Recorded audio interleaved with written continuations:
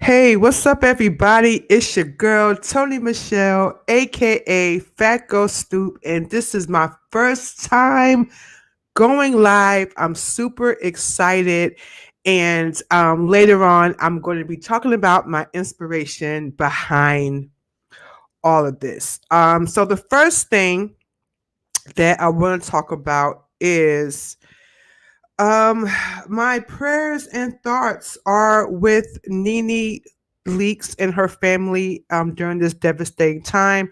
I'm sure some of you all heard by now that Nene Leakes' husband, Greg Leakes, has died at the age of 66 following his long battle of stage 3 colon cancer. Now, this is just days after we saw that video of her pretty much going off on some Patreons of her club because I guess these VIP guests were upset that Nene was, walking around her club trying to handle business and didn't stop and say happy birthday to the birthday person.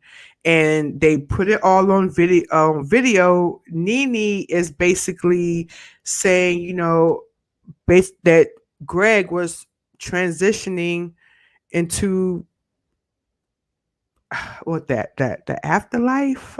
I want to say, and so that video went viral, and she said, that he is transitioning to the other side. Give me some credit. You never know what a person might be going through. And they were saying, oh, why was she at a club? Why was she at her club? Why wasn't she, home with her husband? I mean, at the end of the day, she does have a business to run, whether people like it or not. And at the end of the day, no one is going to handle your business like you're going to handle your business. So, I mean, she had to do what she had to do. Uh, her friend, his name is Ernest Dukes. He actually confirmed the news of Greg's passing. He said, today the Leakes family is in deep pain with a broken heart. After a long battle with cancer, Greg Leakes has passed away peacefully in his home, surrounded by all of his children, very close loved ones, and wife, Nene Leakes. We ask that you pray for peace and strength over their family and allow them to mourn in private during this very, very difficult time.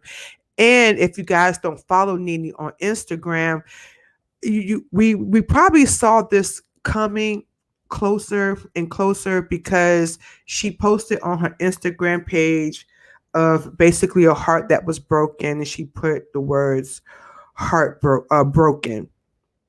And certainly, I mean, listen, there's not going to be another love like Nene and Greg Leakes. I mean, if you could marry someone, stay with them, divorce them, and then get back together and marry them again, I mean, that is love in my book, because when I'm done with somebody, I'm just done. But clearly, there was some real love and adoration, going on with them. Now, if you guys can recall, if you do watch the show, when she and Greg were on the show, we learned that Greg was actually first diagnosed with the stage 3 cancer back in June of 2018.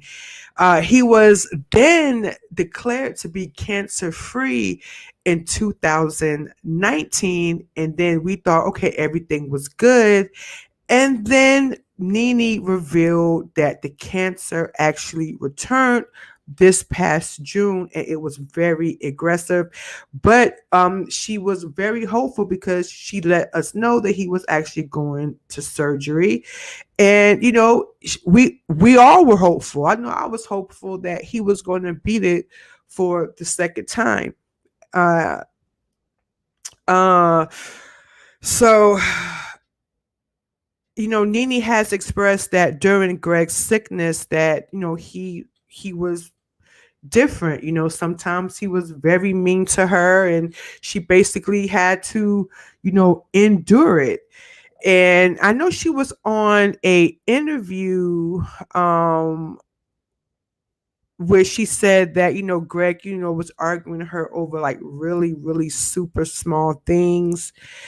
Uh she said that when people used to ask her, like, how's Greg? How's Greg? Everybody's asking, how's Greg? And she's like, whoa, what about me? How can someone ask me how I am doing? And some people found that to be selfish, but really, to me, she wasn't being selfish because if you didn't have to take care of somebody, that is huge.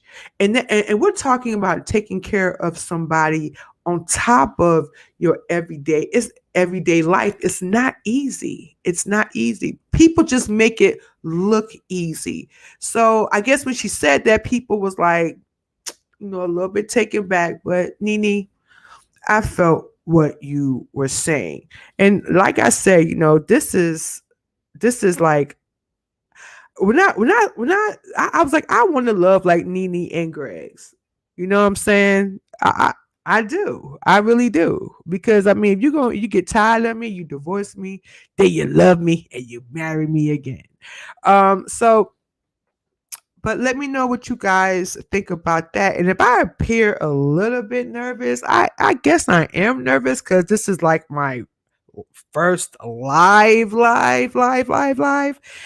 And um this story, I have to be honest, actually made me go and book my appointment to go get checked out because if some of you did not know, I am a stage 3 cancer survivor. And when I first was diagnosed, I really thought it was a death sentence. Like, it's just not easy news to hear. I am pleased to announce that I am cancer free. It will be going on a year, I believe, that I am cancer free, and maybe even no, wow, about a year and a few months that I'm officially uh, cancer free. So shout out to that. But what I did learn about this disease is you can never be uncomfortable. So this story made me actually, make sure that I had my appointment next month to make sure that all my insides are straight. So my heart and prayer goes out to Nene Leakes in this devastating time. And another thing I want to talk about is finally we are seeing some justice for Elijah McClain. This comes after the conviction, the sentencing, and the upholding of the George Floyd murderer, Derek Chauvin. Okay, now because of that, this opened up the Pandora's box. Okay, so this lets it be known that we're not going to let anything slide, and we will hold those people accountable. At least we're trying to. We're trying to. Now, according to ABC, the district attorney announced that a grand jury had brought down indictments against the 3 police officers and the 2 dumb paramedics who were involved in the 2019 death of Elijah McClain. Now, for those who don't remember, which is quite understandable because this is not the first time. This is not the second time, the third time, the fourth time. We're talking in the thousands. We've been going through this, meaning Black people. We've been going through this for what? Since the beginning of civilization. Okay? So let's get back to this story. McClain was placed in a chokehold and given a power sedative drug during his arrest in Denver, Colorado, 2 years ago. McClain had committed no crime, but some Karen, some Bob, some Stan, some Barbara called 911 claiming that he looked suspicious, whatever the heck that means. And like I said, I'm trying to clean up my language on here, but please forgive if I do a little slip or two. Now, the Phil Weiser says that all 5 public servants have been charged with manslaughter and criminally negligent homicide, and some are also facing additional charges as a result of the governor opening up a criminal investigation. This is why, we're here. And he says that he wants to let these indictments serve as evidence against those, both black and white, who mock protesting simply as standing outside and doing nothing. Now, I really hope, my 2 cents is that they're probably going to find some type of technicality. You guys know how it goes. But I really hope that because of George Floyd, that,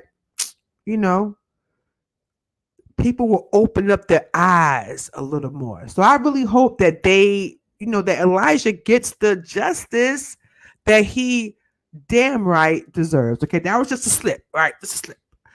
All right. So the last thing I want to talk about is, now this sparked a huge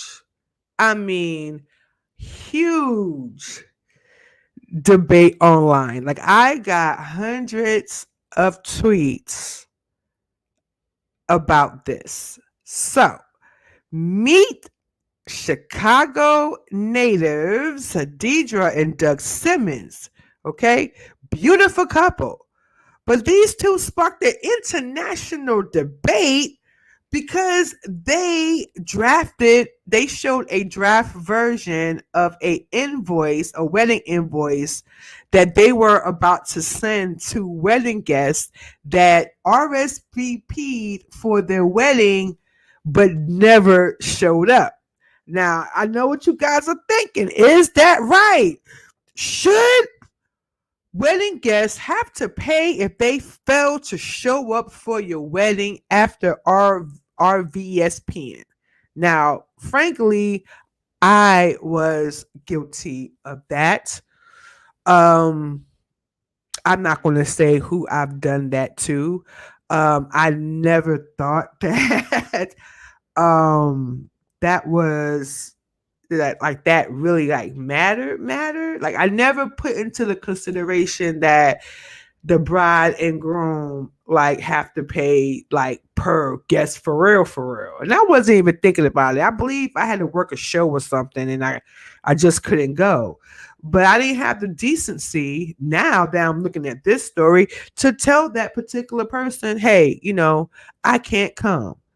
But a life as a production assistant, you never know. I could be called right now and I would have to shut down this live podcast. You just don't know. But back to these two. Okay, so now he drafted the invoice, he put it on his Facebook, and he got both praise and he got some critics. So this is the wedding invoice. I'm going to show you guys in just 1 second. Here we go. This is the wedding invoice. Okay. And it's called No Call, No Show Guest. In part, because you didn't call or give us proper notice that you wouldn't be in attendance. This amount is what you owe us for paying for your seats in advance. Could you imagine this? Getting this in your inbox? Uh, Now, the newlyweds were recently married in Negleo. It's a resort and spa, Royal to Negleo. It looks like it's probably in Jamaica because I don't know no other Negril. So let me know in the comments, were they in fact married in Jamaica? And they had to pay for each seat before before the wedding, because the vendors want their coin, the chef wants his coin, the serving staff want their coin, the person you getting the food from want their coin, the wedding planner wants their coin. Like, everybody wants to get paid in advance, like really before anything goes down, or at least half before, the other half after, however you do it. Now here is why I would agree with them. Now, mind you, I believe I only got that RSVP thing, an official thing, once. And I did not send it back, but I did confirm with the actual person that, I would be in attendance. So, but in their case, in this couple's case, Deidre and Doug, they sent out multiple RSVPs to make sure, like, if you come in, you got to RSVP again and again and again, because we want to make sure that your face is going to be in the place at this resort and spa. And according to the news that I read, the couple actually had to pay the resort $120. $120 for each head. So, and by what I read, they invited 109 people, and 109 people RSVP'd, but only 101 person, okay, showed up. And so they were like, well, let me add this up. All right, y'all. So, I'm not the best mathematician out there. So it's 120 people. $120, right? Times 8. So how much money were they out? They were out under $1,000, $960. But hey, when you're a newlywed couple just starting out, that $960 could be $9,060. So they wanted all their coin. So I'm sorry. So now, according to Doug, if these people would have actually, called, reach out to them, send a smoke cloud, something, a text message, a phone call, anything, an email saying that they couldn't come for whatever reason, he would have just chopped that up to a loss, and he would have been more understood. But because these people kept on RSVPing, saying that they was going to be there, then that means you lied to me.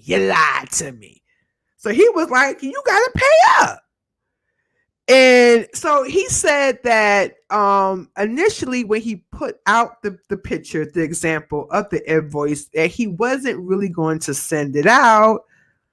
But then, the photo went completely viral. And so at the end of the day, it doesn't look like that that they sent it out, it looks as though it was like some type of like tactic to let them know, that's effed up. You said you was gonna come to my wedding and you owed me $120. If you had a plus one, that's $120 plus $121. 240 beat. You know what I'm saying? But yeah, I thought that was like a very, very, very interesting story. And that actually reminds me of something I recently had that for my birthday, I decided because last year I did it as far as the COVID, it was the, let me say Coco, because before YouTube tries to snatch my shit down. And I had a party, well, not a party, I say a gathering, people who, I want to be around that I personally invited. And, some of them RSVPing, some told me that they couldn't come. Okay, cool. Well, indeed. But there was some that RSVPing and did not show up. Now, I'm not going to lie. That pissed me off. And that was for a birthday. So I could imagine for a wedding. I'm just saying, you know who you are. Well, at the end of the day, when it comes down to RSVP, I mean, hey, I guess putting on blast is the best form of medicine. So they learned today. And the reason why also I decided to go on live, and I'm not gonna lie, I was a little nervous because I'm used to, being able to like film and then, do the editing thing and add the music and whatnot. But, today just wasn't for that. I just found out that a very dear friend of mine, she is fighting for her life. In ICU with the Roro. And I've been thinking about her since I found out.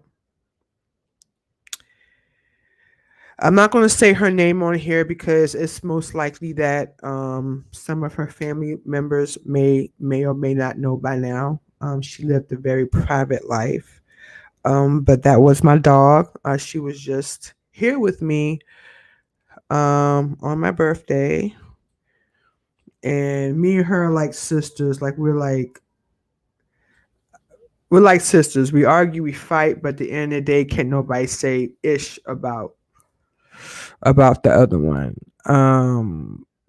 But the reason why I got on live is because I know that if she was around today, she would be talking major ish about why haven't I ever gone live. Funny story time, and then I'm gonna get out of here because I got things to do. But story time. So this person I actually invited with me to do an event. I was covering Funk Fest. I forgot what year because I've covered so many. I believe this was my first Funk Fest, and I was super excited. And so I invited her from in town, and I told her, look, because I was a struggling journalist, blogger, whatever you want to call me. I was, struggling. I was only doing it then for like 3 years. So it's like I was nervous. This was like my first event. This is Fat Girl Snoop's coverage, my first event. And so I invited her along, to help me out. So she came from out of town. I took her backstage, and with my job, I can't fan out. I have to like remain professional, although, sometimes it's really hard to do, especially when you really like the artist and, they're super cool. But this was my first one, so I had to make this big impression. So, I went around, did my little, interviews, my little quick interviews, took my pictures that I was supposed to take, of the artist that was performing. I believe it was like 112 and Dougie Fresh. Who else? I get them all like mixed up. Oh, Uncle Luke was there, the Two Live crew. Who else? I know I'm missing one person. But anyways, anyhow. So I was doing my thing, whatever. I was watching her fan out. She saw some actor that she went crazy for, and they took pictures. But I really did not want to take, any pictures with any artist. I just want to just up take a picture for my website. Well, anyways, I was a huge fan of 112's Q. Okay. Now you ladies know out there, and some of you guys too, if you go that way. That Q is a very good looking man. He is tall, chocolate, and you know, just fine. So I told her, I said, look, after I do, my little thug dizzle with 112, I need for you to take a picture of me and Q. So she was like, all right, okay, I could do that. I could do that. I said, all right. So I do my thing with 112. And I handed her my camera already set up with the settings, everything. All she had to do was press the button. That's it. Okay. And so chopping it up with 112, and I said, okay, they gave me their little couple of minutes. So I was like, oh, cutie, mom, if we take a picture? Sorry. And he said, sure, why? Yeah, cool. So handed her the camera. So I'm like styling y'all. I'm like, hey, you know what I'm saying? Like I'm with the, turn up, smiling. Biggest cheese in. No, the dimples was showing. So 112 goes off, and I'm like super excited because this is the only picture that I asked for, and the only picture that I wanted with anyone, and the only picture that I asked her to take. Okay, keep that in mind. That she was supposed to be my assistant. Okay. So I'm really excited. The event's over. We get back to the car. So I'm quick with it. I'm already in my car. Like I work like my office is everywhere and anywhere. So I'm already on my website. Fixing the pictures and whatnot, and going through the pictures of what I wanted and what I didn't. So I'm going through all the pictures. I'm like, hold up, am I tripping? I'm like, where's my picture with Q? Came to find out that she pressed the wrong damn button.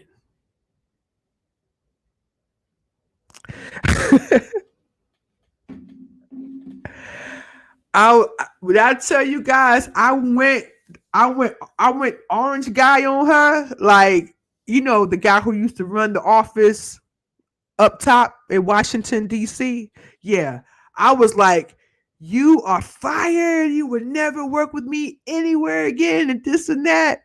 And every year after that, she'd be like, "Hey, T-Boz, can I?" That's what she called me. That's what she calls me. Hey, T-Boz, you working at event this year? I'm like, nah, you fired. She'll ask me again the next year. Hey, T-Boz, you gonna? No, you're fired. And I say this to say, and I'm about to end this live, but my dog, even if you was here right now out that hospital, your ass will still be fired. But yeah, good time. So you guys, keep my friend in your prayers. I know most of y'all like listening probably don't know me, but if you do know me, I really ask for this. I really ask for people to do this for me. So yeah, keep my girl in your prayers, and Girl, I ain't done with you. I ain't done with you yet, girl. So I can't wait until we could be dipping in and doing it again. And with that being said, guys, I am going to go. But I hope you guys really, really, really, really, really enjoy, this time that we spent together. Please do not forget to like, share, comment, and subscribe because it does a lot for my videos. And as I always tell you guys, I am trying to make it out here in this YouTube podcast world. And I cannot do that without you guys. And do not forget, you can catch me every day on my website, fatgirlsnoop.co, and drop your 2 cents on, is it okay to charge your guests the seat head if they don't show up? And do you think that Elijah McClain is going to get the justice he deserves? Don't forget to drop them 2 cents in these comments and subscribe. Cost you zilch, but 3 seconds of your time. Now, remember my snoopers. That is PHAT as in pretty, hot, and tempting. Bye for now, guys.